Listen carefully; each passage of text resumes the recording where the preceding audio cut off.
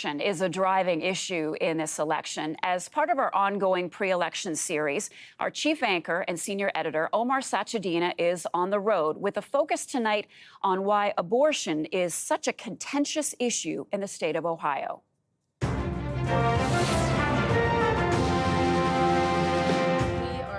For Kamala Harris and Tim Walz. From Billie Eilish to Beyonce and Taylor Swift, celebrities are making reproductive rights a key issue in this election. Even though the issue of reproductive rights has emerged as a major flashpoint in this election, poll after poll shows that the majority of Americans support abortion access, at least in certain circumstances. And we're stopping in Ohio to talk about it. That's J.D. Vance's home state. President Trump, who of course is the leader of the Republican Party, has explicitly said that he would not support a national abortion ban. He has said that he thinks this issue should be left to the states. That is the official policy. We head to an abortion healthcare clinic in Cleveland to speak with the executive director. Inside, a security guard and metal detector. The protesters vary in number, but staff tell us they're always here. Bethany Lewis can see them from her office. We're always being very cautious.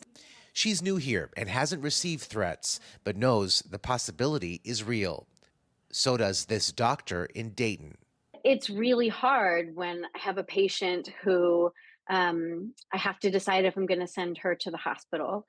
And the first thing that crosses my mind is how many protesters were outside today.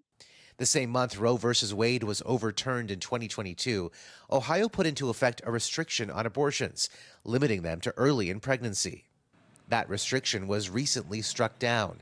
I think what really was amazing about the constitutional amendment was that it showed Ohioans that they are overwhelmingly in favor of abortion access. Now, in over 20 states, there are Trump abortion bans.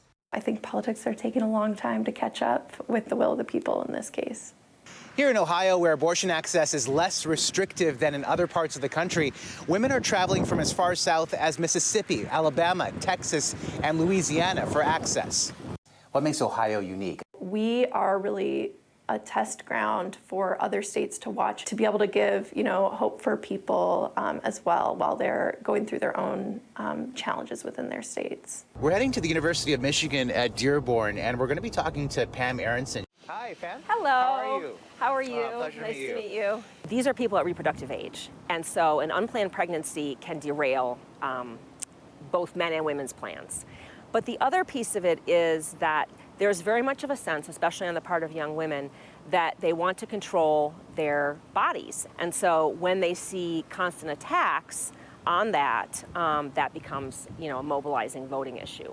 We hit the road again, covering 1,100 kilometers by the time we get to Pittsburgh. It's also a ballot box issue here in Pennsylvania. I'm not only voting for myself, but women all around the nation. So that's why I voted for Kamala.